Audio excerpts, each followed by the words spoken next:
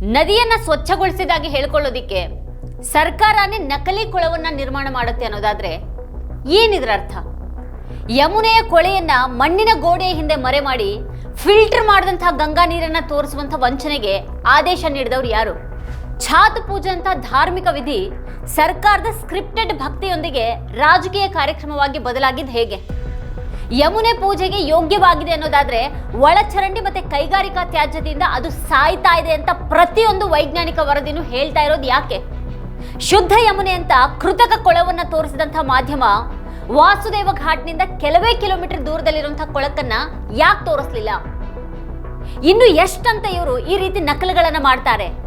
ಇದಕ್ಕೆ ಒಂದು ಇತಿಮಿತಿ ಅನ್ನೋದಿಲ್ವಾ? ಪ್ರತಿಯೊಂದರಲ್ಲೂ ಕೂಡ ನಕಲಿ ಅಂತಂದ್ರೆ ಇದು ಎಂಥ ಚಿಂತಾಜನಕ ಸ್ಥಿತಿ. ಈ ಬಗ್ಗೆ ಇವತ್ತಿನ ವಿಡಿಯೋದಲ್ಲಿ ನಾವು ಚರ್ಚೆ ಮಾಡೋಣ. ಆದರೆ ಅದಕ್ಕೂ ಮುನ್ನ ನೀವಿನ್ನು ನಮ್ಮ ವಾರ್ತಾಭಾರತಿ ಚಾನಲ್ ಅನ್ನು ಸಬ್ಸ್ಕ್ರೈಬ್ ಮಾಡಿಲ್ಲ ಅನ್ನೋದಾದ್ರೆ ಈ ಕೂಡಲೇ ಸಬ್ಸ್ಕ್ರೈಬ್ ಮಾಡಿ, ಹಾಗೆ ಪಕ್ಕದಲ್ಲಿರುವಂತಹ ಬೆಲ್ ಐಕಾನ್ ಪ್ರೆಸ್ ಮಾಡಿ ನಮ್ಮನ್ನು ಪ್ರೋತ್ಸಾಹಿಸಿ.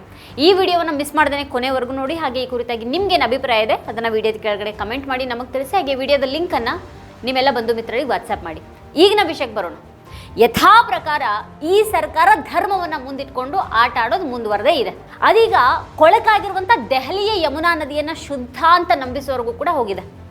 ಯಮುನಾ ನದಿಯ ದಡದಲ್ಲಿ ಛಾತ್ ಪೂಜೆ ಉತ್ಸವ ಹಿನ್ನೆಲೆಯಾಗಿಟ್ಕೊಂಡು ದಿಲ್ಲಿ ಬಿಜೆಪಿ ಸರ್ಕಾರ ಈಗ ಹೊಸ ಆಟ ನಡೆಸಿದೆ. मेरा सौभाग्य है कि मैं अपने छठ व्रती बहनों के साथ में मिलकर के इस छठी मैया की पूजा में शामिल हो पाई और हम सब ने मिलकर के छठ के इस महापर्व का आनंद लिया.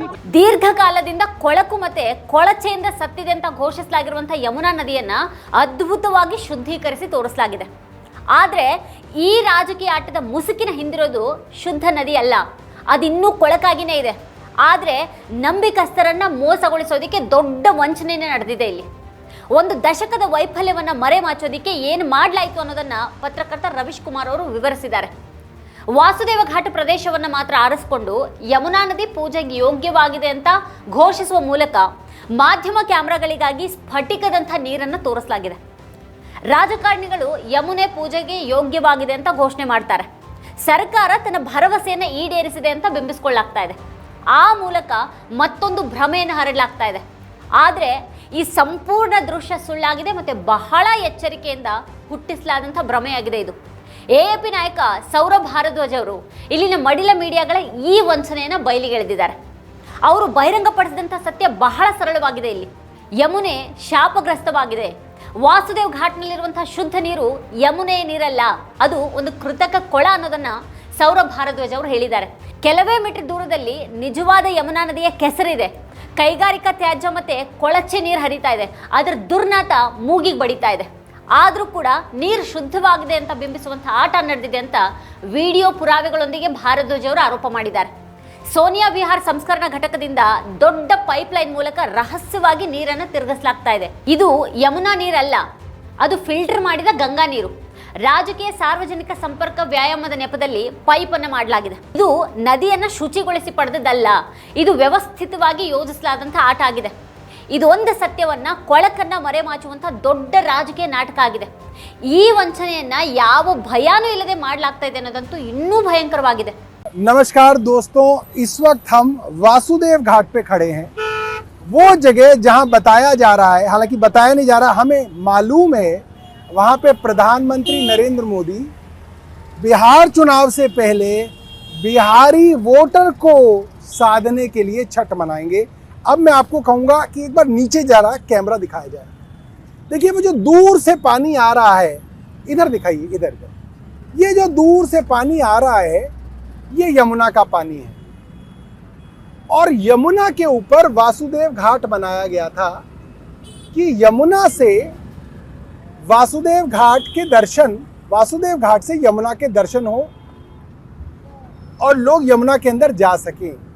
मगर पिछले कुछ दिनों में ले वासुदेव घाट को यमुना से अलग किया गया है और बीच में आप देखिए मिट्टी की एक बाउंड्री बनाई गई है। तो आप साफ देख सकते हैं कि यमुना अलग है, मगर वासुदेव घाट पे जो पानी आया है वो अलग है। और अब मैं ये भी बताऊंगा ये पानी कहाँ से आया है और कैसे लाया गया है। दूर जूम करके दिखाइए वो हरे रंग की पानी की पाइपलाइन। ये पानी की पाइपलाइन सोनिया विहार से गंगा का साफ फिल्टर्ड पानी लेके आ रही है। यानी कि वो पानी जो गंगा से आती है उस पानी को सोनिया विहार में फिल्टर किया जाता है और पीने लायक बनाया जाता है। उस पीने लायक पानी से एक मोटी पाइपलाइन काट के चोरी छुपे यहाँ वासुदेव घाट में जोड़ी गई है और एक अलग से छोटा आर्टिफिशियल और नकली घाट बनाया गया है जिसके अंदर पानी यमुना का नहीं है दोस्तों, ये पानी गंगा का पानी है और फिल्टर्ड पानी है और ये भारतीय जनता पार्टी की सरकार की चोरी है। ಹೇಗೂ ಜನ ನಂಬ್ತಾರೆ, ಭಕ್ತರನ್ನ ಬಹಳ ಸುಲಭವಾಗಿ ಮೋಸಗೊಳಿಸಬಹುದು ಅನ್ನೋ ಒಂದು ಭಂಡ ಧೈರ್ಯ ಇದಾಗಿದೆ. ಸರ್ಕಾರ ತೋರಿಸ್ತಾ ಇರೋದು ಶುದ್ಧ ನದಿಯನ್ನಲ್ಲ. ಬಿಜೆಪಿಯ ದೆಹಲಿ ಅಧ್ಯಕ್ಷ ವೀರೇಂದ್ರ ಸಚ್ದೇವ್ ಅವರನ್ನ ಪ್ರಶ್ನೆ ಮಾಡಿದಾಗ ಇಲ್ಲಿ ಮಾಲಿನ್ಯ ಇದ್ದಿದ್ದೇನೆ, ಆದರೆ ತಾಳ್ಮೆ ಇರಬೇಕು ಅಂತ ಹೇಳ್ತಾರೆ. ಆದರೆ ಈಗ ಎದ್ದಿರುವಂತಹ ಆರೋಪವನ್ನು ಅವ್ರು ಬೇಕು ಅಂತಾನೆ ಕಡೆಗಣಿಸಿದ್ದಾರೆ. ಸಾರ್ವಜನಿಕರನ್ನ ಮರಳು ಮಾಡೋದಕ್ಕೆ ನಕಲಿ ಕೊಳವನ್ನು ಸೃಷ್ಟಿ ಮಾಡಿ ಬೇರೆ ಶುದ್ಧ ನೀರಿನಿಂದ ತುಂಬಿಸಲಾಯ್ತಾ ಅನ್ನುವಂಥ ಒಂದು ಪ್ರಶ್ನೆಗೆ ನೇರ ಉತ್ತರ ಯಾಕೆ ನೀಡೋದಕ್ಕಾಗ್ತಾ ಇಲ್ಲ ಅಂದರೆ, ಆಗಿರುವಂಥ ತಪ್ಪನ್ನು ಒಪ್ಕೊಂಡಾಗಲ್ವಾ ಇದು?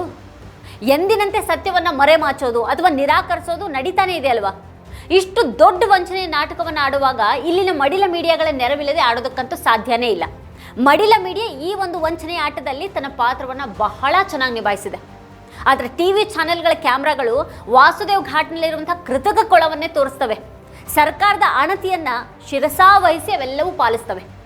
ರಾಜಕಾರಣಿಗಳ ವಿಜಯೋತ್ಸವದ ಘೋಷಣೆಗಳನ್ನು ದೊಡ್ಡದಾಗಿ ಮೊಳಗಿಸ್ತವೆ. ಅವು ಯಾವುದೇ ಒಂದು ಕಠಿಣ ಪ್ರಶ್ನೆಗಳನ್ನು ಎತ್ತುತ್ತಾ ಇಲ್ಲ, ಬಹಳ ಎಚ್ಚರಿಕೆಯಿಂದ ಅದನ್ನು ತಪ್ಪಿಸ್ತಾ ಇವೆ. ಒಂದೇ ಒಂದು ಪ್ರಮುಖ ಸುದ್ದಿ ವಾಹಿನಿಯೂ ಕೂಡ ಇದರ ಹಿಂದೆ ನಿಜವಾಗಿಯೂ ಏನಿದೆ ಅನ್ನೋದನ್ನು ಹುಡುಕುವಂಥ ಗೋಜಿಗೆ ಹೋಗಿಲ್ಲ. ಪೈಪ್ಲೈನ್ನ ಮೂಲವನ್ನು ಪತ್ತೆ ಹಚ್ಚಿಲ್ಲ. ಅವುಗಳ ವರದಿಗಳು ಏನಿದ್ರು ಯಮುನಾದ ಛಾತ್ ಸಿದ್ಧತೆಯ ಕುರಿತಾಗಿವೆ. ಅವುಗಳ ವರದಿಗಳು ಶುದ್ಧೀಕರಿಸಿದ ಘಾಟನ್ನು ಮಾತ್ರನೇ ಯಾಕೆ ತೋರಿಸ್ತಾ ಇವೆ? ಅದೇ ಹೊತ್ತಿನಲ್ಲಿ ಕೊಳಕಾದ ಹಾಗೆ ನೊರೆ ತೇಲ್ತಾ ಇರುವಂಥ ನೀರಲ್ಲಿ ಇರೋರನ್ನ ಯಾಕೆ ಮರೆಮಾಚಿವೆ? ಮಾಧ್ಯಮಗಳು ಸರ್ಕಾರದ ತಪ್ಪುಗಳನ್ನು ಎತ್ತಿ ತೋರಿಸುವಂಥ ಒಂದು ಕೆಲಸವನ್ನು ಬಿಟ್ಟು ಬಹಳ ಸಮಯ ಆಗಿದೆ. ಸರ್ಕಾರದ ತುತ್ತೂರಿಯಾಗಿ ಮಾತ್ರನೇ ಅವಿಗೆ ದುಡಿತಾ ಇವೆ. ಸರ್ಕಾರ ಏನು ಹೇಳ್ತಾ ಇದೆಯೋ ಅದನ್ನು ಎಲ್ಲೂ ಕೂಡ ಪ್ರಶ್ನೆ ಮಾಡದೇನೆ ಪರಿಶೀಲಿಸದೇನೆ ಯಥಾವತ್ತಾಗಿ ಒಪ್ಪಿಸ್ತಾ ಇವೆ. ಸುಳ್ಳನ್ನೇ ಹೇಳ್ತಾ ಈ ಮಡಿಲ ಮೀಡಿಯಾಗಳ ಪತ್ರಕರ್ತರು ಸರ್ಕಾರದ ವಂಚನೆಯಲ್ಲಿ ದೊಡ್ಡ ಪಾಲುದಾರರಾಗ್ತಾ ಇದ್ದಾರೆ. ಜನರಿಗೆ ಸತ್ಯ ಹೇಳಬೇಕಾಗಿದ್ದವರು ಜನರನ್ನು ದಾರಿ ತಪ್ಪಿಸುವಲ್ಲಿ ಭಾಗಿಯಾಗ್ತಾ ಇದ್ದಾರೆ. ಅವರ ಶುದ್ಧ ಯಮುನೆಯ ಈ ಕಲ್ಪನೆಯನ್ನು ಇವರೆಲ್ಲ ಮಾರಾಟ ಮಾಡ್ತಾ ಇದ್ದಾರೆ. ಆದರೆ ಸಾಯ್ತಾ ಇರುವಂಥ ನದಿಯ ಕಟು ವಾಸ್ತವವನ್ನು ಮರೆಮಾಚ್ತಾ ಇದ್ದಾರೆ.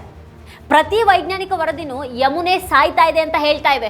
ಆದರೆ ಈ ಸತ್ಯವನ್ನು ಉದ್ದೇಶಪೂರ್ವಕವಾಗಿ ನಿರ್ಲಕ್ಷ್ಯ ಮಾಡಲಾಗ್ತಾ ಇದೆ. ದೆಹಲಿಯ ಯಮುನಾದ 22 ಕಿಲೋಮೀಟರ್ ಉದ್ದ, ಅದರ ಒಟ್ಟು ಉದ್ದದ 2%ಗಿಂತ ಕಡಿಮೆ. ಆದರೆ ಅದರ ಒಟ್ಟು ಮಾಲಿನ್ಯದ 80%ನಷ್ಟು ಭಾಗ ಇಲ್ಲೇ ಇದೆ ಅಂತ ವಿಜ್ಞಾನ ಮತ್ತು ಪರಿಸರ ಕೇಂದ್ರದ ಅಂದರೆ CSE ಮೇ ತಿಂಗಳ ವರದಿ ಮತ್ತೆ ಎಚ್ಚರಿಸಿದೆ. ಯಮುನೆ ಸಾಯ್ತಾ ಇರುವಂಥ ಈ ಸತ್ಯವನ್ನು ಮರೆಮಾಚಿ ವಾಸುದೇವ್ ಘಾಟ್ನಲ್ಲಿ ತೋರಿಸಲಾಗ್ತಾ ಇರುವಂಥ ದೃಶ್ಯ ಬರೀ ಕಾಲ್ಪನಿಕವಾಗಿದೆ ಅದು. ಆದರೆ ದೆಹಲಿಯ ಆಚೆನೂ ಗಮನಿಸಿದಾಗ ಸರ್ಕಾರದ ಈ ಬೂಟಾಟಿಕೆ ಇನ್ನೂ ಬಯಲಾಗುತ್ತೆ. ದೆಹಲಿಯಲ್ಲಿ ಯಮುನಾ ನದಿಯ ಹಿನ್ನೆಲೆಯಲ್ಲಿ ಇಷ್ಟೊಂದು ಆಟ ಆಡಿರುವಂಥ ಅದೇ ರಾಜಕೀಯದ ಮಂದಿ ಛಾತ್ ಆಚರಣೆ ಜೋರಾಗಿರುವಂಥ ಪಾಟ್ನಾದಲ್ಲಿ ಗಂಗಾ ನದಿಯ ಸ್ಥಿತಿಯ ಬಗ್ಗೆ ಮೌನವಾಗಿದೆ. ಸರ್ಕಾರ ಎಷ್ಟೇ ಬೆಳಗಿಸಿ ಥಳ ಅಂತ ಸುಳ್ಳು ತೋರಿಸಿದ್ರು ಕೂಡ ಸತ್ಯವನ್ನು ಅಡಗಿಸೋದಕ್ಕೆ ಸಾಧ್ಯನೇ ಇಲ್ಲ. ಆಡಳಿತ ಪಕ್ಷ ಬಿಹಾರದಲ್ಲಿ ಘಾಟ್ಗಳನ್ನು ಪ್ರಕಾಶಮಾನವಾಗಿ ಬೆಳಗಿಸಬಹುದು ಅಥವಾ ಅಲಂಕರಿಸಬಹುದು, ಆದರೆ ನದಿ ಅಷ್ಟೇ ವಿಷಕಾರಿಯಾಗಿದೆ. ಬಿಹಾರ ಸರ್ಕಾರನೇ ರಾಷ್ಟ್ರೀಯ ಹಸಿರು ನ್ಯಾಯಮಂಡಳಿಗೆ ಅಂದರೆ NGT ಸಲ್ಲಿಸಿದಂಥ ಅಫಿಡೇವಿಟನ್ನು ರವೀಶ್ ಕುಮಾರ್ ಅವರು ಉಲ್ಲೇಖ ಮಾಡ್ತಾರೆ. ಗಂಗಾ ನದಿಯ 34 ಸ್ಥಳಗಳಿಂದ ತೆಗೆದುಕೊಂಡಂಥ ನೀರಿನ ಮಾದರಿಗಳಲ್ಲಿ ಕೋಲಿಫಾರ್ಮ್ ಬ್ಯಾಕ್ಟೀರಿಯಾ ಮಟ್ಟ ತುಂಬಾ ಹೆಚ್ಚಾಗಿದೆ. ಇದು ಒಳಚರಂಡಿ ಮಾಲಿನ್ಯದ ಮಟ್ಟದಲ್ಲಿದೆ. ಈ ನೀರು ಸ್ನಾನಕ್ಕೆ ಸಂಪೂರ್ಣವಾಗಿ ಅನರ್ಹವಾಗಿದೆ ಅಂತ ಸರ್ಕಾರನೇ ಒಪ್ಕೊಳ್ಳುತ್ತೆ. ದೆಹಲಿಯಲ್ಲಿನ ನಾಟಕವನ್ನು ಗಂಗಾ ನದಿಯ ಬಗ್ಗೆ ಯಾಕೆ ಆಡಿಲ್ಲ? ಪಾಟ್ನಾದಲ್ಲಿ ಶುದ್ಧ ಅಂತ ಘೋಷಿಸೋದಕ್ಕೆ ಸಚಿವರು ಎಲ್ಲಿದ್ದಾರೆ? ಪ್ರೈಮ್ ಟೈಮ್ ಮಾಧ್ಯಮ ಚರ್ಚೆಗಳು ಯಾಕೆ ನಡೀತಾ ಇಲ್ಲ ಇದ್ರ ಬಗ್ಗೆ? ವಿರೋಧ ಪಕ್ಷಗಳ ಸರ್ಕಾರ ಇರುವಂಥ ರಾಜ್ಯಗಳಲ್ಲಿ ಇದೇ ಜನ ಅಸ್ತ್ರವಾಗಿ ಬಳಸ್ತಾರಲ್ವಾ? ಆದರೆ ಮಿತ್ರ ಪಕ್ಷಗಳ ಸರ್ಕಾರ ಇರುವಂಥ ರಾಜ್ಯಗಳಲ್ಲಿ ಯಾಕೆ ಮೌನ ವಹಿಸಲಾಗ್ತಾ ಇದೆ? ನದಿಗಳ ಬಗ್ಗೆ ಅಥವಾ ಭಕ್ತರ ಆರೋಗ್ಯದ ಬಗ್ಗೆ ಸರ್ಕಾರಕ್ಕೆ ಕಿಂಚಿತ್ ಕಾಳಜಿ ಇಲ್ಲ ಅನ್ನೋದನ್ನು ಇದು ಸ್ಪಷ್ಟವಾಗಿ ತೋರಿಸುತ್ತೆ. ಇದು ಪ್ರತಿಸ್ಪರ್ಧಿಗಳ ಮೇಲೆ ದಾಳಿ ಮಾಡೋದಕ್ಕೆ ವ್ಯವಸ್ಥಿತವಾಗಿ ಹೆಣೆಯಲಾದಂಥ ಒಂದು ನಾಟಕ. ದಶಕದಷ್ಟು ಕಾಲದ ಬಹುಶತಕೋಟಿ ವೆಚ್ಚದ ನಮಾಮಿ ಗಂಗೆ ಯೋಜನೆಯ ಹೊರತಾಗಿಯೂ ಕೂಡ ಗಂಗೆಯ ಭವಿಷ್ಯದ ಬಗ್ಗೆ ಯಾವುದೇ ಭರವಸೆಗಳಂತೂ ಉಳ್ಕೊಂಡಿಲ್ಲ. ಇಲ್ಲಿ ನಿಜವಾದ ಕೆಲಸದ ಬದಲು ಫೋಟೋದಲ್ಲಿ ಮಾತ್ರ ಸುಳ್ಳನ್ನು ಬಿಂಬಿಸುವಂಥ ಕೆಲಸ ಬಹಳ ಜೋರಾಗಿ ನಡೆದಿದೆ, ಮತ್ತದು ಬಹಳ ಸುಲಭ ಕೂಡ ಹೌದು.